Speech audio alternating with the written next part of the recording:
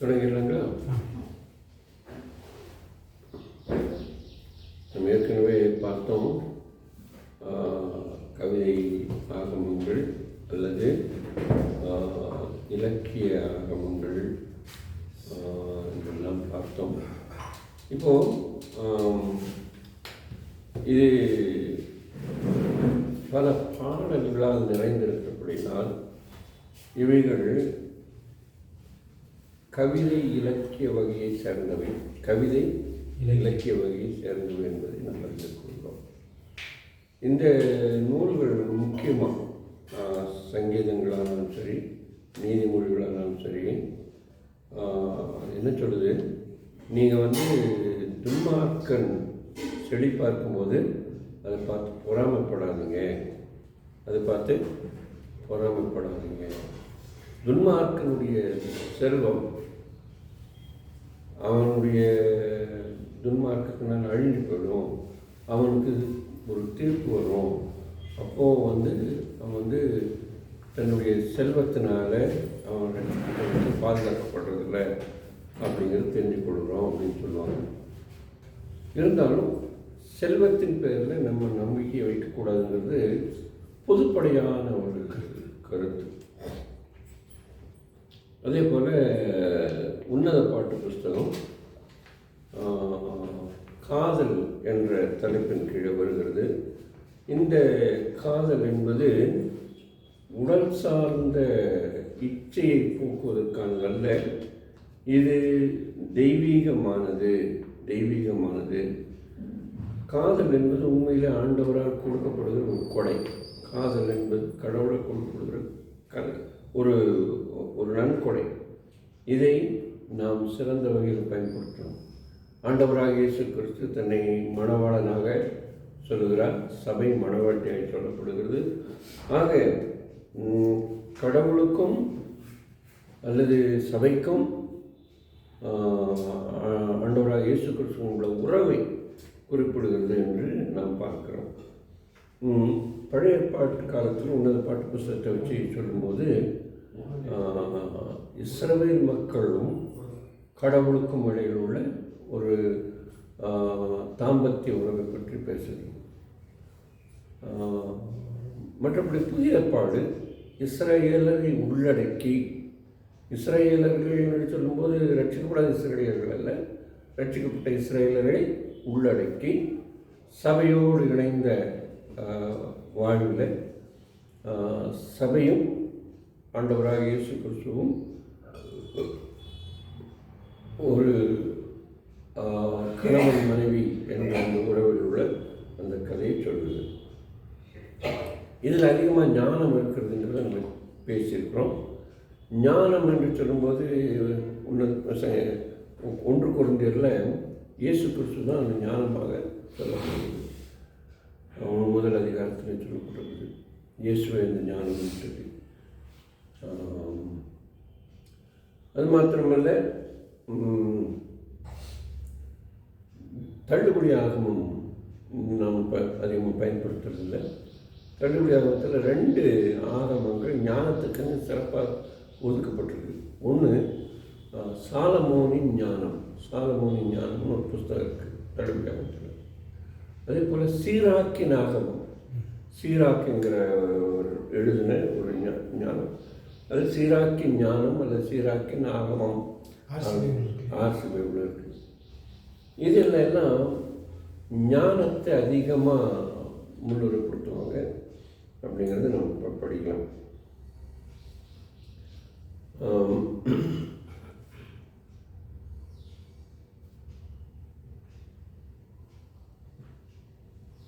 தானியேல் புஸ்தகத்துக்கு தரிசன ஞான ஆகமம் அப்படின்னு ஒரு பேர் இருக்கு. தரிசன ஞான ஆகமம் அல்லது இலக்கியம்.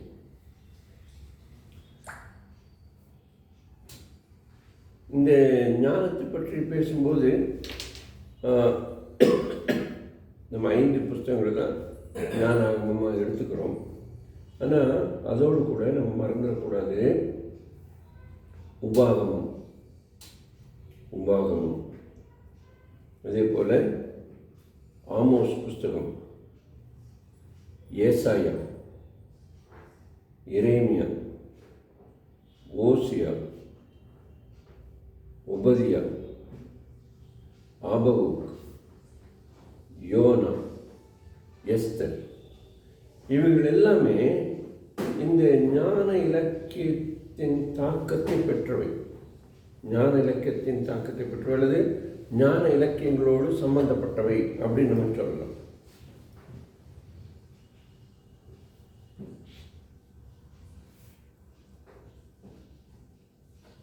ஆக்சுவலி கிமு 3000 ஆண்டுகளுக்கு முன்பு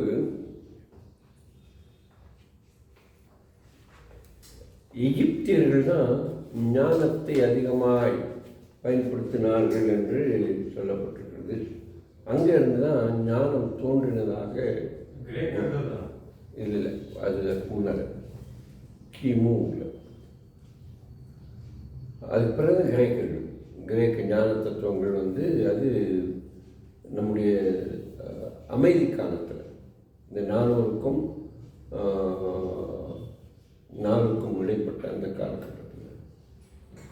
இப்போது நான் ஒரு சொல்கிறேன். அப்போஸ்தலர் 6வது அதிகாரம் 7வது அதிகாரம் 22வது வசனத்தில் மோசையை பற்றி சொல்லும்போது, மோசே எகிப்தியருடைய சகல ஞானத்திலும் சாஸ்திரமும் ஞானத்திலும் சாஸ்திரத்திலும் வல்லவனானான், தேறினவனானான் அப்படின்னு சொல்லி பார்க்குறோம். வல்லவனானான், தேறினவனானான். இது பழைய ஏற்பாட்டில் இதுக்கு ரெஃபரன்ஸ் கிடையாது. ஆனால் புதிய ஏற்பாட்டில் தான் அந்த வார்த்தை வசனம் சொல்லி பார்க்குறோம். ஸோ 3000க்கு முன்னாலேயே கிமு 3000க்கு முன்னாலேயே ஆசியாவின் பல பகுதிகளில் இந்த ஞானம் சிறந்து விளங்கினது. அன்றைக்கு ஒரு ஆசியான் இல்லை, இன்றைக்கு உள்ள அந்த வரலாற்றுப்படி. விசேஷமாக மெசபத்தோமிய நாடுகளில் ஞானம் சிறந்து விளங்கினதாக நாம் அறிய முடிகிறது.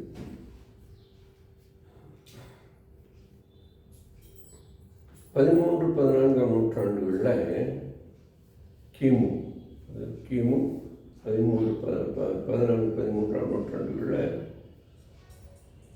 ஞானத்தின் அறிவுரைகள் என்ற ஒரு நூல் தொகுக்கப்பட்டிருக்கிறதாக நாம் அறிகிறோம். ஞானத்தின் அறிவுரைகள்.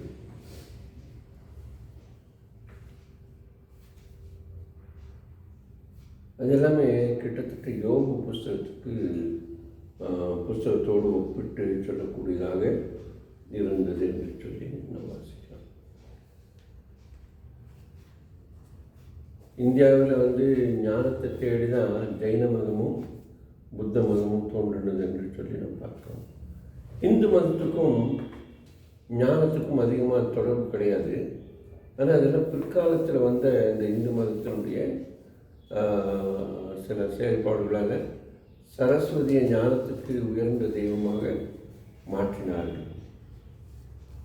ஆனால் பைபிளில் விசேஷமாக இவங்க கிரேக்கர்கள் ஞானத்தை பற்றி அதிகமாக பேசினாங்க. யூதர்களுக்கு இடர்களாகவும் கிரேக்கர்களுக்கு பைத்தியமாக தோன்றினது சிலுவையின் உபதேசம். சிலுவை பற்றிய உபதேசம், சிலுவையை பற்றிய உபதேசம் கெட்டு போகிறவர்களுக்கு பைத்தியமாகும். அதான் ஆமாம், கிரேக்கர்களுக்கு அது பைத்தியம். கிரேக்கர்களுக்கு அது பைத்தியம். கிரேக்கர்கள் ஞானத்தையும், இஸ்ரவேலர்கள் அடையாளத்தையும் தேடுகிறார்கள். அதான் அதான். அப்போ அந்த ஞானத்தின்படி பார்த்தா சிலுவை அவங்களுக்கு எப்படி இருக்கு? பைத்தியக்காரத்தனமாக இருக்குது. சிலுவை சிலுவை ஏன் பைத்தியக்காரத்தனம்? போய் கொலைக்கருவி எப்படி புனித சின்னமாக முடியும் அப்படின்னு அவங்க கேட்டாங்க. ஸோ இந்த ஞானங்களை நம்ம பல விதமான இதில் நம்ம பார்க்க முடியும். ஒன்று அனுபவ ஞானம். கிபி 1020க்கு முந்தி உள்ள அனுபவ ஞானம்.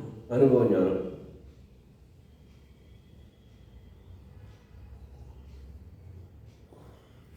கிபி 1020க்கு முன்னுள்ள காலத்தில் மக்கள் உலகத்திலிருந்தே ஞானத்தை கற்றுக்கொண்டார்கள். தங்களை சுற்றியுள்ள மக்களுடைய வாழ்க்கையிலிருந்து அனுபவங்கள் படுத்திக் கொண்டார்கள். சிலர் நம்ம நீதிமொழி புஸ்தகத்தை வாசிக்கிறோம், எறும்பு இடத்திலிருந்து ஞானத்தை கற்றுக்கொண்டாங்க. எறும்பு இடத்திலிருந்து கற்றுக்கொண்டாங்க. தேனி இடத்திலிருந்து கற்றுக்கொண்டாங்க. தேனி இருக்கு. ஆக தங்களை சூழ என்ன நடக்கிறது என்பதை அறிவதன் மூலமாக கற்றுக்கொண்ட ஞானத்துக்கு பேர் தான் அனுபவ ஞானம். இந்த அனுபவ ஞானத்தினால தான் நமக்கு எல்லாருக்கும் தெரிஞ்சது போல இந்த என்ன சொல்லுவாங்க, பழமொழிகள் உருவாகுது. பழமொழிகளுக்கு இன்னொரு பேர் மூதுரை. மூதுரை முன்னோர்களுடைய உரை, முதுமையான உரை அப்படிங்கிற மூதுரைங்கிற வார்த்தை வருது. அதே போல் விடுகதைகள். இப்போல்லாம் அதிகமாக யாரும் விடுகதை சொல்கிறதில்லை. ஸ்கூலில் கூட விடுகதை நாங்கள் படிச்சிருக்காங்க. உங்களுக்கு நீங்கள் படிச்சிருக்கீங்கன்னு தெரியல. ஆழக்குழி நோண்டி அதிலே ஒரு முட்டை இட்டு அண்ணாந்து பார்த்தால் 1000 முட்டை, அது என்ன அப்படின்னு ஒரு கேள்வி கேட்பாங்க. என்னது நீங்கள் சொல்லாதீங்க. ஆழக்குழி வெட்டி அதிலே ஒரு முட்டை இட்டு அண்ணாந்து பார்த்தால் 1000 முட்டை, அது என்ன?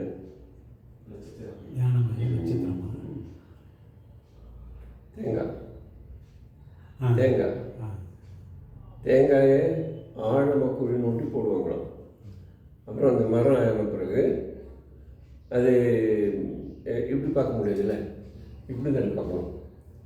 என்ன, எல்லா மரங்களுக்கும் பொருந்தும், எல்லா மரங்களுக்கும் பொருந்தும். ஆனால் இந்த தென்னை மரம் ரொம்ப இப்படி பார்க்கணும், இப்படி பார்க்க முடியாது. அது பனைமரம் அப்படிதான், பனைமரம் தான். ஆனால் சொல்லுவாங்க இப்படி பார்ப்பாங்க. அப்படி பார்த்து சொல்லுவாங்க.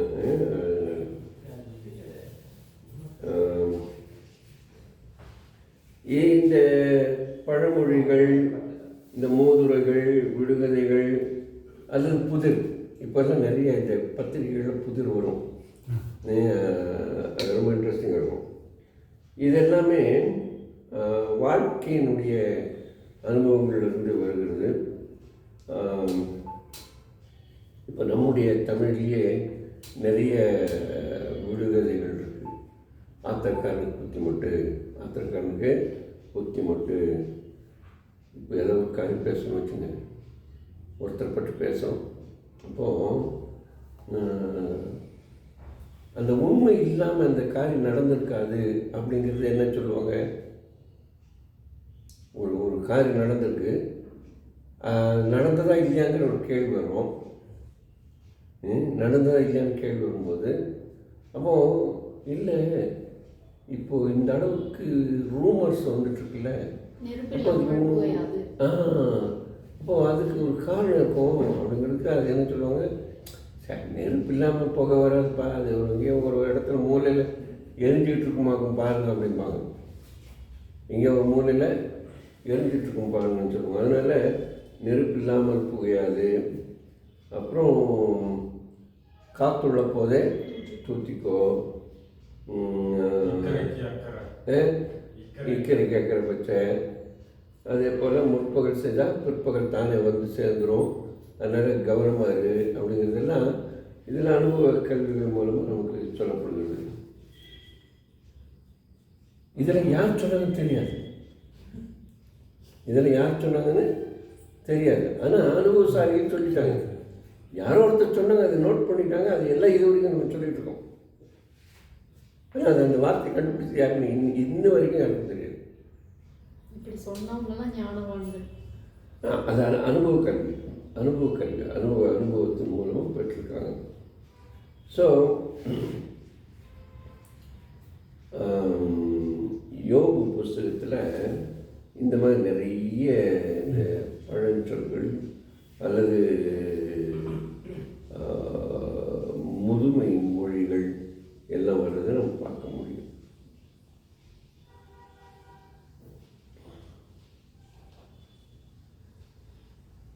ஞான புஸ்தகங்கள் திரும்ப திரும்ப என்ன சொல்லுதுன்னா, நீ கேட்குறியே அந்த ஞானத்தின்படி நட, கேட்குற ஞானத்தின்படி நட. அது சொல்லிட்டு நான் என் இஷ்டத்துக்கு நடக்கிறேன் அப்படிங்கிறதுல நீ இருக்காது அப்படிங்கிற அர்த்தத்தில் சொல்லுது பார்க்குறோம். சிறப்பாக பிள்ளைகளை வளர்க்கிற காரியத்தில் அதை நம்ம சொல்கிறோம். நீதிமொழிகள் புத்தகத்தில் என்ன சொல்லுது, மகனே உன் தகப்பனுடைய புத்தி கேள், உன் தகப்பனுடைய போதனையை தள்ளிவிடாதும், தாயினுடைய ஆலோசனையை போதனையை தள்ளிவிடாது, அதனால் அப்பா அம்மா பேச்சுக்கு கீழ்ப்படி அப்படின்னு சொல்லிட்டு அது நீதிமொழி புத்தகம் சொல்லுது. பிள்ளையானவனை நடக்க வேண்டிய வழியில் நடத்து, அதை விடாதிருப்பான் அப்படின்னு நிறைய சொல்லுது. அந்த சூழ்நிலைக்கேற்ப நம்ம காரியங்களை பகிர்ந்து கொள்ளுங்க அப்படின்னு. ஸோ இந்த அனுபவங்கள் பழைய ஏற்பாட்டு புஸ்தகத்தில் விசேஷமாக நீதிமொழிகள் புஸ்தகத்தில் நிறைந்திருக்கிறதை நாம் பார்க்கிறோம்.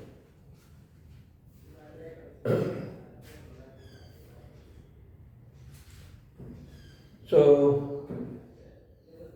தீர்க்கதரிசன புஸ்தகங்கள்லேயும் ஆங்காங்கு சில அனுபவ நடைமுறை சாட்சிகள்னு சொல்லப்பட்டிருக்கிறத பார்க்குறோம். இப்போ இந்த ஞானத்தை பற்றி படிக்கும்போது கிட்டத்தட்ட பைபிள் ஞானத்தை பற்றி சொல்லும்போது பைபிள் வரலாற்றுப்படி பார்க்கும்போது, உலக வரலாற்றுப்படி பைபிள் வரலாற்றுப்படி பார்க்கும்போது 1020க்கும் 587க்கும் இடைப்பட்ட காலத்தை ராஜ ஞான இலக்கிய காலம் என்று சொல்லுவாங்க. ராஜ ஞான இலக்கிய காலம்.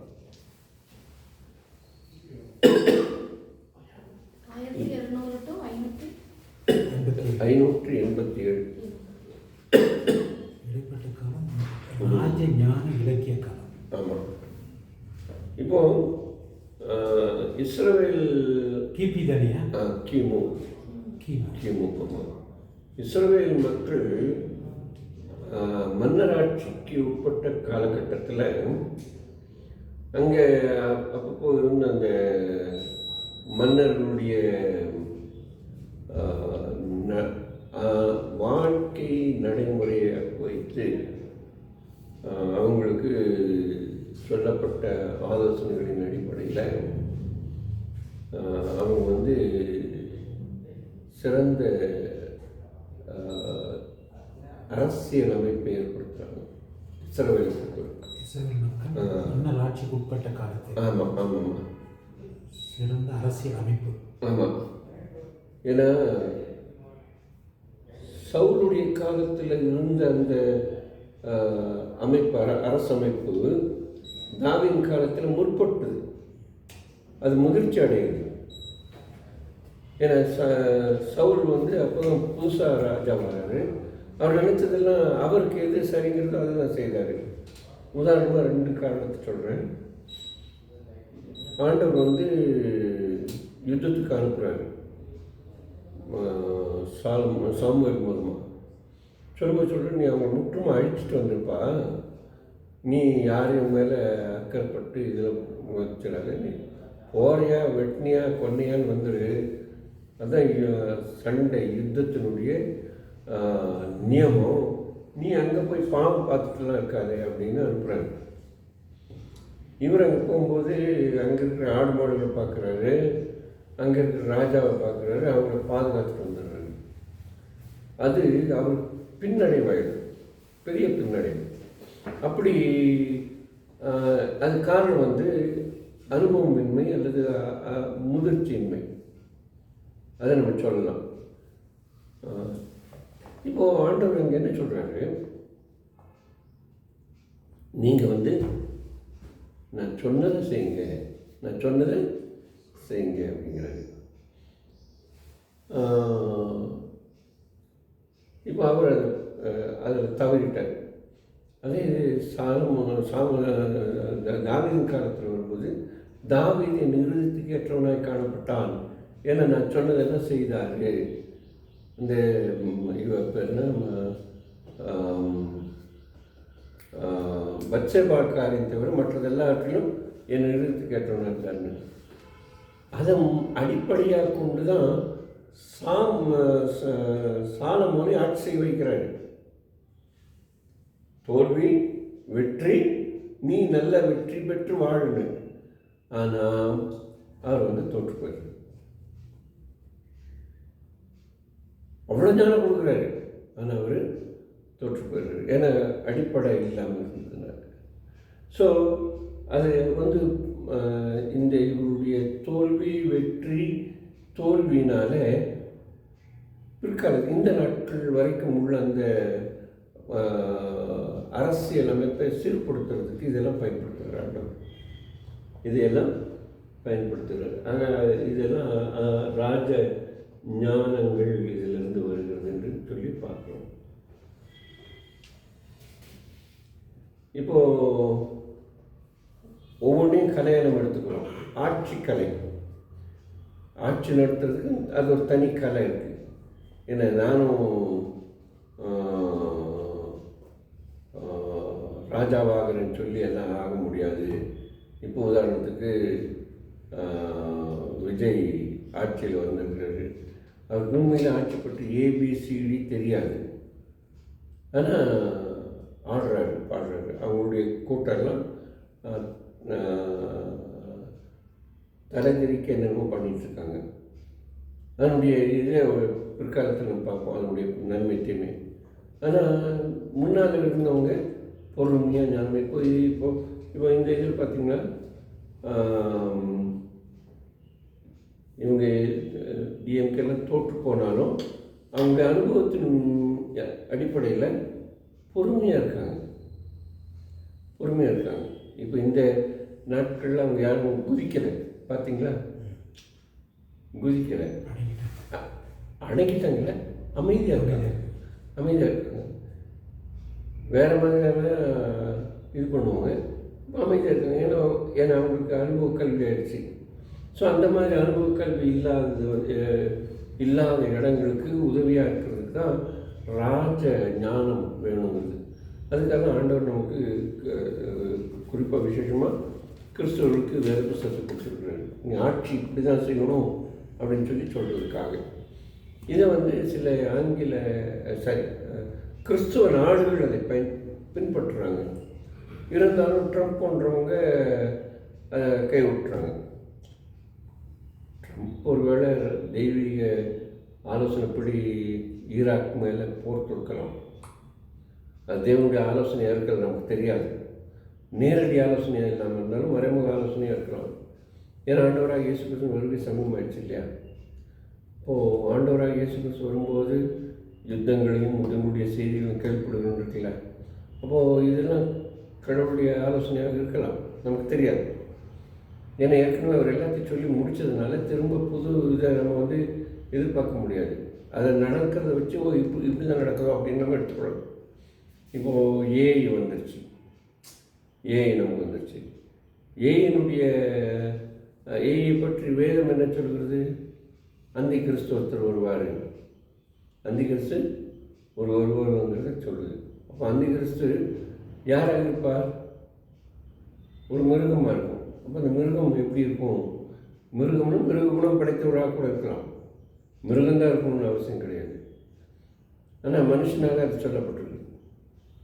இன்னொன்று இந்த மாதிரி இதெல்லாம் நம்ம நிறைய காரியங்களை சீர்தூக்கிறதுக்கு வாய்ப்பாக இருக்கும். இப்போது இஸ்ரவேல் யுத்தம் செய்யுது, இது எதுக்கு இதுன்னா, அவங்க வந்து எருசலேம் தேவாலயத்தை கட்டணும், எருசலேம் தேவாலயத்தை கட்டணும், எருசலேமை சுத்தப்படுத்தணும். தேவாலயத்தை கட்டின பிறகு தான் அந்த அந்த காலகட்டத்தில் வர்ற அந்த அந்தி கிறிஸ்து அங்கே ராஜாவாக இருக்கணும்னு விரும்புகிறான், தெய்வமாக இருக்கணும்னு விரும்புகிறான். அந்த தெய்வம் யார்?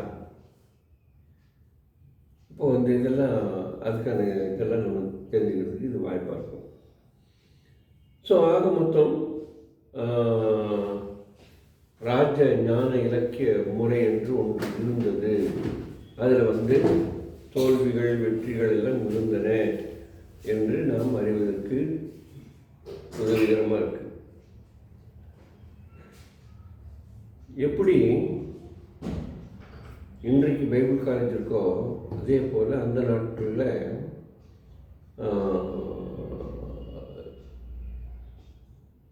தீர்க்கதரிசியுடைய புத்தகங்கள்னு சொல்லி, தீர்க்க தரிசனம் சொல்கிறது எப்படின்னு சொல்லி அவங்க பயிற்சி கொடுக்கறதுக்கான வகுப்புகள் நடந்த தீர்க்கதரிசியுடைய புத்தகர் அப்படிங்கிற அந்த வார்த்தையை பயன்படுத்திட்டு தீர்க்கதரிசி புத்தகர்னு யார்?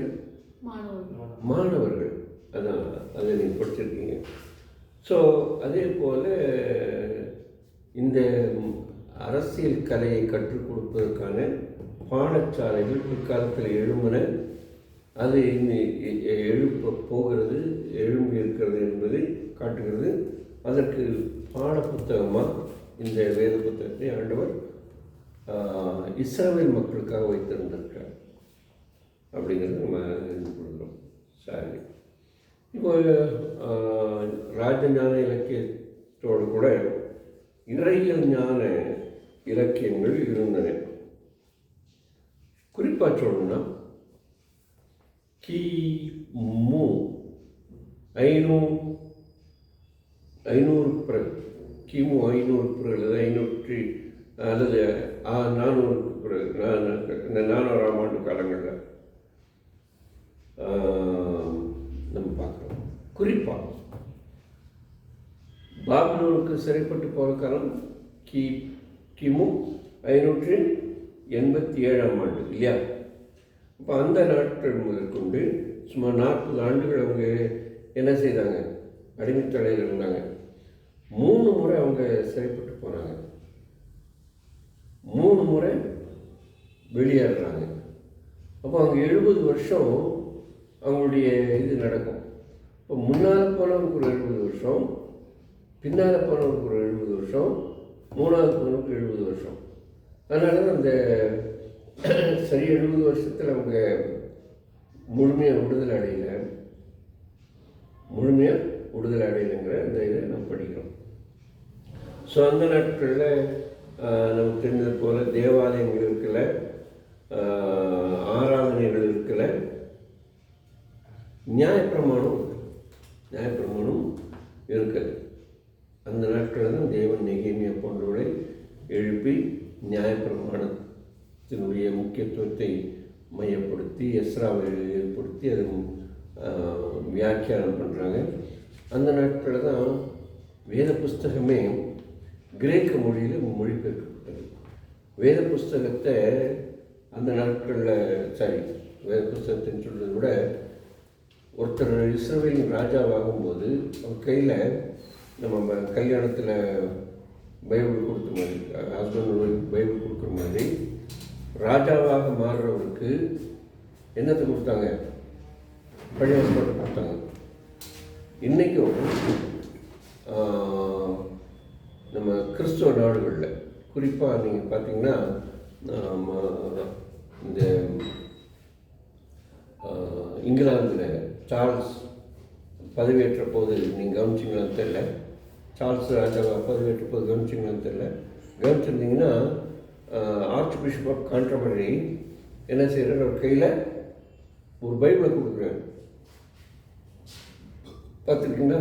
நம்ம ஊரில் பைபிள் கொடுக்குறதில்ல, நம்ம ஊரில் பதிலாக இந்த கான்ஸ்டிடியூஷன் கொடுக்குறாங்க. கான்ஸ்டியூஷன் புக்கு இப்போ யாரெல்லாம் அந்த கான்ஸ்டியூஷனை ஃபாலோ பண்ணுறாங்கன்னு தெரியாது, வேறு விஷயம். கான்ஸ்டியூஷன் கொடுக்குறாங்க. ஆனால் எல்லாருமே கான்ஸ்டியூஷன் இப்போ தான் பிடிச்சி தூக்குறாங்க. சமீப காலமாக அதை தூக்குறாங்க. இப்போ போன வாரங்களில் நடந்த அந்த கரப்பான் பூச்சி இதிலெல்லாம் அதுக்கு தான் முக்கியத்துவம் கொடுத்தாங்க. ராஜீவ்காந்தி அந்த இதை தான் தூக்கிட்டு இருந்தார் சமீப காலங்களில். ஏன்னா ராகுல். ஸோ இந்த கான்ஸ்டியூஷன் எப்படி முக்கியமோ அதே போல் பைபிள் வந்து முக்கியமாக இருந்தது அப்படிங்கிறது இது பண்ணோம். சரி, ஞானத்தினுடைய நோக்கம் என்ன அப்படிங்கிறத நம்ம பார்ப்போம். அதுக்கு முன்னால் தேவன் வேதப்பாரர்களையும் பரிசேயர்களையும் இதற்காகவே எழுப்பினார். வேதப்பாரர்களை இதற்காகவே ஏற்படுத்தினார். வேதப்பாரர்கள்னு யார்? வேதத்தை பாராமல் சொல்கிறது, அந்த அளவுக்கு மனப்பாடம் பண்ணியிருக்காங்க. அதற்கான விளக்கங்களை, வியாக்கியானங்களை கொடுக்கிறவர்கள். கடவுள் வந்து இவர்களை ஏற்படுத்தினார். எஸ்ரா தான் முதல் வேதப்பாரர்கள். ஸோ அங்கே வந்து ஆண்டவர் வந்து ஒரு முக்கியமான கருத்தை சொல்கிறாரு.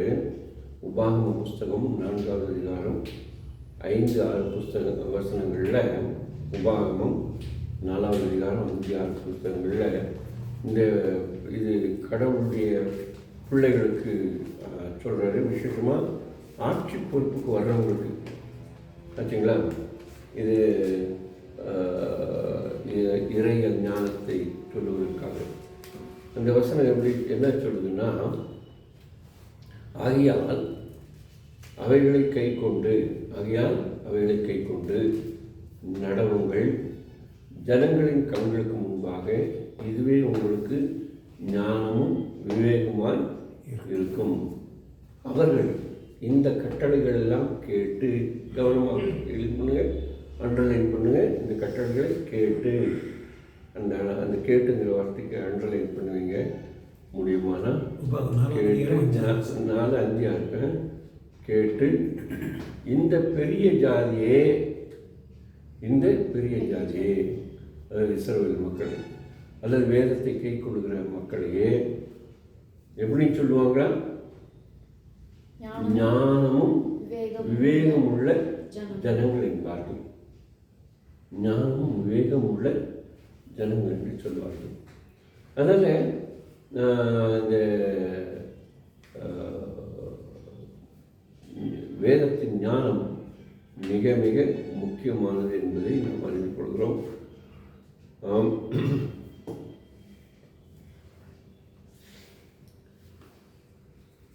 இந்த ஞானத்தின் நோக்கத்தை பற்றி சொல்கிறேன்.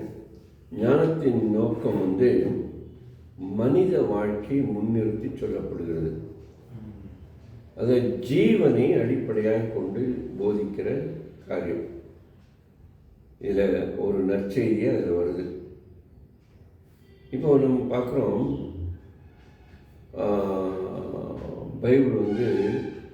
பைபிளை தான் ஜீவ விருட்சமாக சொல்லுது. பைபிள் தான் ஜீவ வழியாகவும் இருக்கிறது. பைபிள் தான் ஜீவ ஊற்றாகவும் இருக்கிறது. இதுக்கு ஆவியானவரையும் சொல்லுவாங்க, ஆனால் வேத வசனங்களையும் அதற்கு ஒப்பிட்டு சொல்லுவாங்க.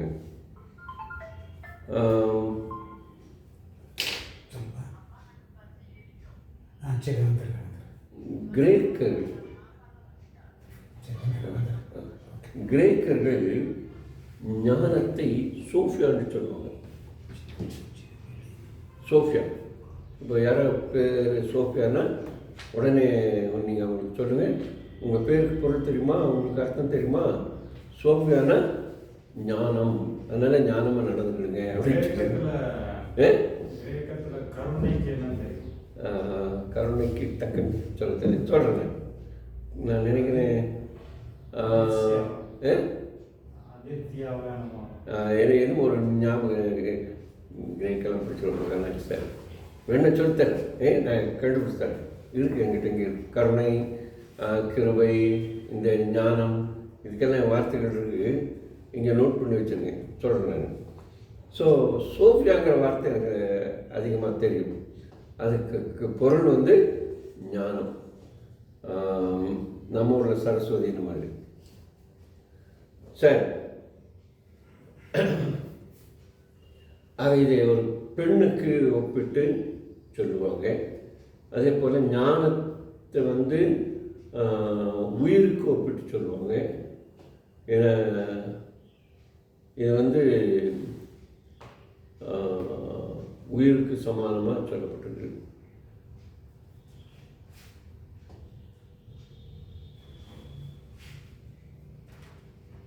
பைபிள் தான் ஒரு நல்ல மனைவி, நல்ல கணவன் எப்படி இருக்க வேண்டும், ஒரு நல்ல வேலைக்காரன் எப்படி இருக்க வேண்டும், வேலைக்காரி எப்படி இருக்க வேண்டும் என்ற கருத்துக்களை எல்லாம் நமக்கு சொல்லுகிறது.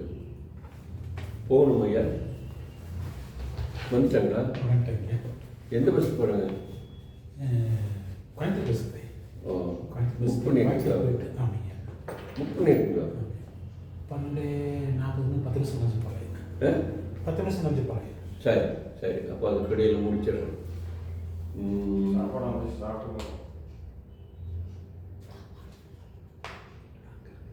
வாங்கிட்டு வந்துட்டாங்களா?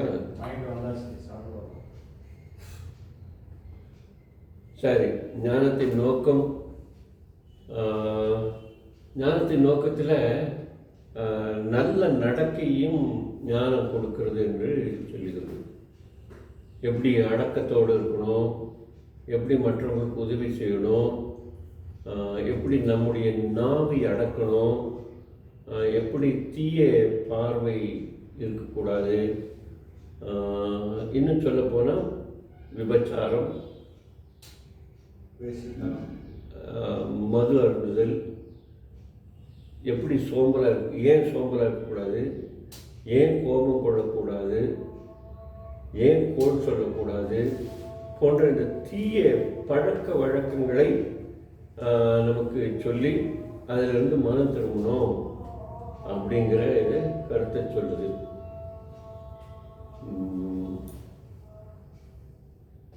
மதிகட்ட விபச்சாரி தெருவில் போகும்போது வந்து பேசுகிற பேச்சை பார்த்து மயங்கிறாங்க. அது கடைசியில் ஒரு பெரிய ஈட்டி அவன் இயர்லேயே குத்திடும் அப்படின்னு சொல்லுது. ஆனால் ஞானத்தையும் பெண்ணுக்கு ஒப்பிட்டு சொல்லுது. ஞானம் வெளியே நின்று கூப்பிட்டு அங்கே வந்து நன்மையான வழியில் நடக்க சொல்லுறது பார்க்குறோம்.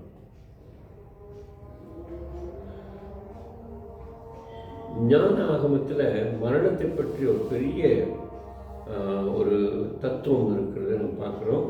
அந்த புத்தகங்கள் ஒவ்வொன்று நம்ம படிக்கும்போது அவளை பற்றி நாம் படிக்கலாம். மரணத்தை பற்றி சொல்லும்போது இந்த உடலை விட்டு உயிர் போவது அல்ல, உடலை விட்டு உயிர் போவது அல்ல மரணம், கடவுளை விட்டு போவதுதான் அப்படிங்கிற ஒரு கருத்தை சொல்லக்கூடியதாக இருக்கிறது.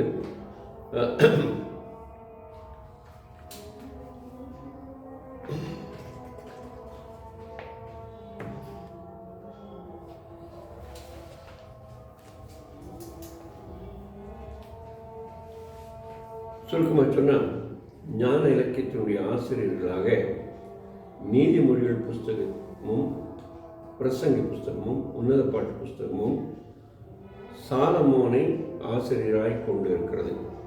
ஆனால் அதே நேரத்தில் உன்னத பாட்டு புஸ்தகத்தில் நீதிமொழி புஸ்தகத்தில் ஆகூரும் எழுதியிருக்கிறார். இன்னொருத்தர் யார்? ஆகூர் இஸ்ரவேல் ராஜாவாகிய இன்னொருத்தர் எழுதியிருக்காங்க. அவங்க வந்து சாலமோன் எழுதுனதே பெயர்த்து எழுதினார்ன்றது அதுவாகவும் இருக்கலாம். ஸோ சாலமோனை பற்றி சொல்லும்போது அவர் A to Z அறிவு அறிந்தவர்.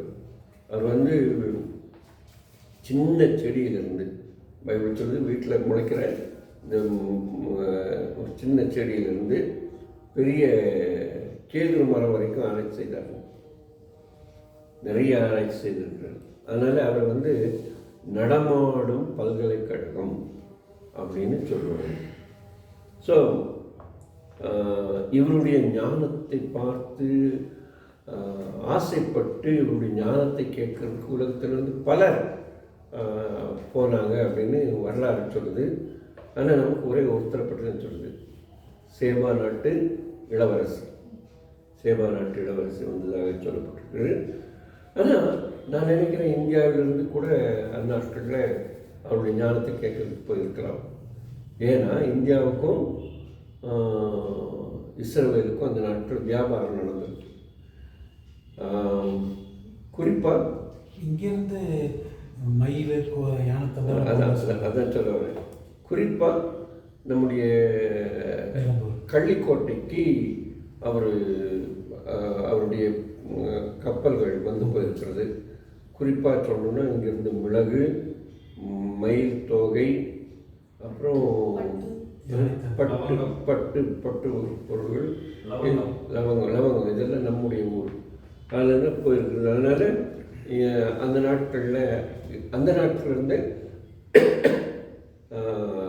இந்த நாட்டுக்கும் அந்த நாட்டுக்கும் வியாபாரம் இருந்தது. இந்தியாவிலிருந்து குறிப்பாக தென்னிந்தியா பகுதியிலிருந்து பல ஊர்களுக்கு சாலமோன் காலத்துக்கு முன்னதாகவே வியாபாரம் நடந்திருக்கிறதாக சமீப கால வரலாறுகள் சொல்லுது. அதுவும் தமிழ் வீரர்களை பற்றி சொல்லும்போது கல்கச்சர்கள் அத்தனை ஒரு கூடுதலை செய்வாங்க. நம்ம உள்ள போயர்னு சொல்லுவாங்களா, அவர்களுடைய பயணம் பல இடங்களுக்கு இருந்திருக்கு. ஏன்னா இவங்க தான் போய் பல ஊர்களில் பெரிய பெரிய கோயில்களையும் கட்டடங்களையும் கட்டினதாக சமீப காலத்து வரலாறுகள் சொல்லுது. ஆக சாலமோனுடைய காலத்தில் பெரிய பல அறிஞர்கள் எல்லாம் இருந்திருக்காங்க. அவங்க எல்லாருமே இவருடைய இலக்கிய ஞானத்தினால கவரப்பட்டு அவரோடு கூட விவாதம் பண்ணுவதற்கு பல ஊர்களிலிருந்து போயிருக்காங்க. அந்த வகையில் எல்லா நாடுகளோடும் அவருக்கு உறவு இருந்ததாக பார்க்கிறோம். ஸோ ஸ்பெஷலாக ஸ்கூல் ஆஃப் விஸ்டம்ங்கிற இது நடத்தியிருக்கலாம் அப்படின்னு சொல்கிறாங்க. 40 வருஷம் ஆட்சி செய்கிறார். அதனால் நிறைய நடந்துருக்கு வாய்ப்பு இருக்குது. அதனால தான் ஒவ்வொரு நாட்டில் இருந்தும் ஒரு பொண்ணை கல்யாணம் பண்ணிட்டார். அதே அவருக்கு பெரிய வம்பாக மாறிடுச்சு. ஏன்னா இன்னொன்று அப்படி வரும்போது ஒரு நாட்டில் இருந்து அந்த நாட்டினுடைய பழக்க வழக்கப்படி இப்போ இந்த நாட்டுடைய இப்போ நான் இந்த நாட்டை சேர்ந்தவர், இந்த நாட்டு ராஜா, நான் அந்த நாட்டுக்கு போகிறேன்னா அந்த நாட்டில் அவங்க சிறப்பானது கொடுப்பாங்க. அதில் விசேஷமான சிறப்பு அவங்களுக்கு என்னென்னா அந்த நாட்டினுடைய இளவரசியை இந்த நாட்டு மன்னனுக்கு திருமணம் செய்து வைக்கிறது. அப்போ அந்த உறவு வளப்படும், மேம்படுங்கிறது அது இப்போ சமீப காலம் வரைக்கும் இருந்திருக்கிறதுக்கு நம்ம வாய்ப்புகளும் உண்டு இருக்கிறத நம்ம படிச்சிருக்கிறோம். கடைசியாக சொல்லணும்னா கவிதை வடிவில் வாய்மொழி இலக்கியமாக பெரும்பாலும் செய்யுள் வடிவிலேயே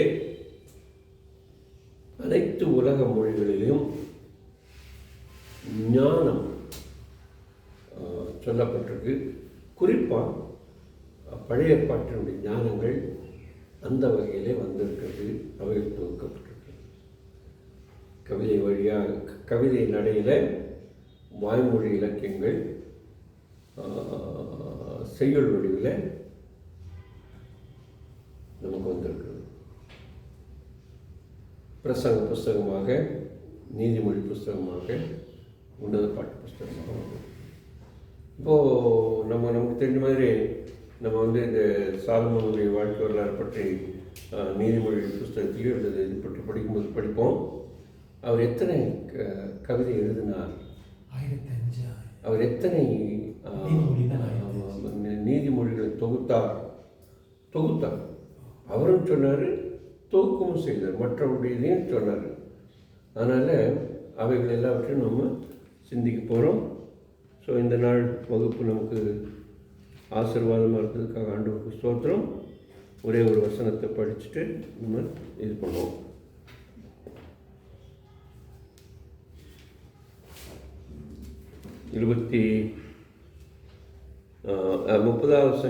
நீதிமொழி 30 நான் ஏற்கனவே சொல்லிட்டேன். யாக்கேயின் மகனாகிய ஆகு என்ற மனிதர் ஈத்தியேல் என்பவருக்கு சொன்னதும், ஈத்தியேலுக்கும் ஊகூலுக்கும் சொன்ன செய்திகள் ஒன்று. அதே போல் லேமுவேலுக்கு தன்னுடைய தாய் சொன்ன போதனை. சாலமோனுக்கு தான் அந்த பேரையா இல்லை, அது வேற யாரோ ஒருத்தர். லேமுவேல் வேறு, சாமுவேல் வேறு. சாலமோன் இல்லை, இது ராஜாவாகி லேமுவேல். லேமுவேலுங்கிற யாருன்னு நமக்கு தெரியாது. வேறு யாராவது கூட இருக்கலாம். அதாவது இந்த நான் ஏற்கனவே சொன்னேன்ல, மற்ற நாடுகளில் இருந்து அந்த ஞானிகள் வந்து சொன்னது, அதிலிருந்து கூட இருக்கலாம். அவங்க ஏற்கனவே லேமுவேலுக்கு அவங்க அம்மா சொன்ன கருத்தை இவர்கிட்ட வந்து சொல்லியிருக்கலாம். எங்கள் அம்மா சொன்னாங்க, இப்போ நம்ம சொல்கிறோன்னே எங்கள் அம்மா ஒரு காலத்தில் சொல்லிட்டு போனாங்க அப்படிங்கிற இதை அந்த மாதிரி இருந்திருக்கும். ஸோ இந்த நாள் எப்படி இருந்ததுன்னு சுருக்கமாக சொன்னீங்க. யாரோ ஒருத்தர் சுருக்கமாக ஜம்முன்னு போயிடுவோம்.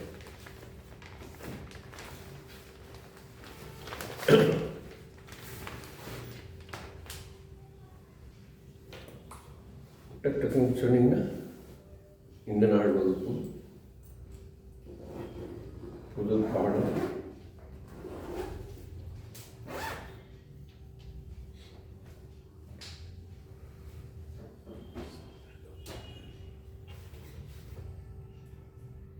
ஈத்தியேல், லேமுவேல், ஊகால், ஒரு 5 பேர் வருவீங்க. இல்லை, அவங்க 2 பேருக்கும் சொன்ன கருத்தை ஒருத்தர் மூலமாக கேட்டு இன்னொருத்தர் கேட்டு இன்னொருத்தர் சொன்னார். அப்படிதான் அது எப்படிமா? ராஜாவாகிய லேமுவேல் வசனங்கள் அவன் தாய் அவனுக்கு போதித்த உபதேசமாவது. இல்லை, அதுக்கு முன்னால்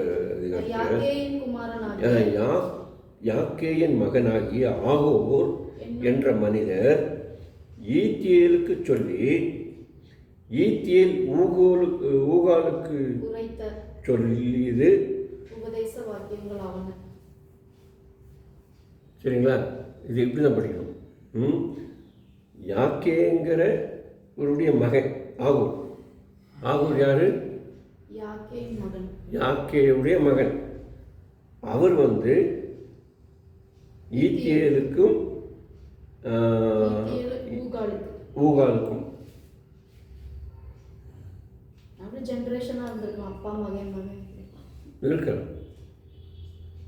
இருக்கலாம். அல்லது இது ஒரு இவங்க அரசர்களாக இருக்கணும்னு அவசியம் கிடையாது. ஏன்னா அரசராக இருந்தால் இந்த பக்கத்தில் அரசர் என்று சொல்லப்பட்டிருக்கும். இந்த அடுத்த அரசராகிய லேமுவேலுக்கு அவருடைய தாய் கற்பித்த போதனை அல்லது போதனைகள் ஏதாவது அந்த மாதிரி சொல்லலாம்.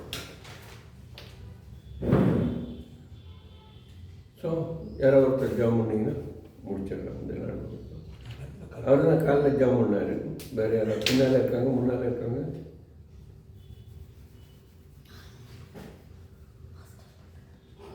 ஸ்தோத்திரிக்கிறோம் ஆண்டவரே. துதிகமத்தில் வாசம் செய்கிற எங்கள் பரலோகத்தில் பண்ணி நேற்று முன்னின்று மாறாத ஆண்டவரே, இறக்கம் நிறைந்தவரே, ஞானத்தை தருகிறவரே, வேத அறிவியலுக்குள்ளாக எங்களை வழிநடத்தி வருகிறேன். தேவாதி தேவனே, உண்மை துதிக்கிறோம், ஸ்தோத்திரிக்கிறோம். கர்த்தருக்கு பயப்படுதல் ஞானத்தின் ஆரம்பம். தேவ சமூகத்தில் இரவும் பகலும் வேதத்தை தியானிக்கிற மனுஷன் பாக்கிவான் என்று சொல்லியிருக்கிறீங்க. கர்த்தாவே, நாங்கள் இப்படியான நேரங்களை நாங்கள் செலவழித்து ஞானத்தை பெற்றுக்கொண்டு வேத அறிவிலே வளர்ந்து அன்றே இருளில் கிடக்கிற மக்களை வெளிச்சத்திற்கு கொண்டு வரத்தக்கதாக அன்றே வசனத்தில் தெளிவில்லாத பிள்ளைகளுக்கு வசனத்தின் வெளிச்சத்தினை வழிநடத்தத்தக்கதாக இந்த நேரத்தின் சமயத்தின் எங்களுக்கு ஒதுக்கி கொடுத்ததற்காக ஸ்தோத்திரம். நன்றி செலுத்திடுமையாக தொடர்ந்து வகுப்பிலே நாங்கள் கலந்து உதவி செய்யுங்க. பேராசிரியர்களாக இருக்கிற தாசன்மார்களை எடுத்து பிரயோஜனப்படுத்துங்க, பயன்படுத்துங்க, சுகத்தை கொடுங்க. இந்த நேரத்தில் செல்வராஜையாக்காக நாங்கள் ஜெபிக்கிறோம். டேனியல் செல்வராஜையாக்காக ஜெபிக்கிறோம். மகனை ஆசிரியப்பீராக பூர்ண சுகத்தையும் சாங்கியத்தையும் தந்து அடுத்தவரை நாங்கள் எல்லாரும் அவரை காண அன்பை விசாரிக்க தேவையை கிருபை பாராட்டுகிறார். போக்குவரத்திலும் கூட ஸ்டாண்ட் ஐயாவுக்காக கூட ஜெபிக்கிறோம். அவருடைய ஆசீர்வதிங்க. அவர் எடுக்கிற எல்லா முயற்சிகளிலும் தேவனுடைய கிருபை கொடுக்கட்டும். தேவதாசன் ஐயாவுக்காக கூட நாங்கள் ஜெபிக்கிறோம். அவர்களையும் ஆசீர்வதிப்பீராக. இந்த வகுப்புகள் எங்கள் ஆவிக்குரிய வாழ்க்கைக்கும் எங்களுடைய சந்ததியாக நாங்கள் ஆசீர்வதிக்கப்படும் அந்த பிரயோஜனமாக இருக்கும். தேவனுடைய கிருபை பாராட்டுகிறாங்க. கேட்கிறவராக நல்ல ஞானத்தை கொடுங்க, நல்ல ஞாபக சக்தியை கொடுங்க. எல்லா திருசமத்திற்கு ஏதோ புறப்பட்டு போயிடும். நாங்கள் புறப்பட்டு போனாலும் பிரியாத நேசங்கள் எங்களோடு கூட இருந்து வழி நடத்த முடியாது. மீட்பு இயேசு கிறிஸ்து நாமத்தில் ஜெபிக்கிறேன். பரிசுத்தமான நல்ல பிதாவே. கடைசி ஒரு வாக்குத்தத்தத்தை சொல்கிறேன். உங்களில் ஒருவன் ஞானத்தில் குறைவுள்ளவனாக இருந்தால் ஒருவரையும் கடிந்து கொள்ளாத பிதாவிடத்தில் கேட்கிறது. வசந்த பாடம் வரும்போது பேப்பரில் எடுத்துக்கணும். அந்த கையெழுத்து கொடுத்துரு.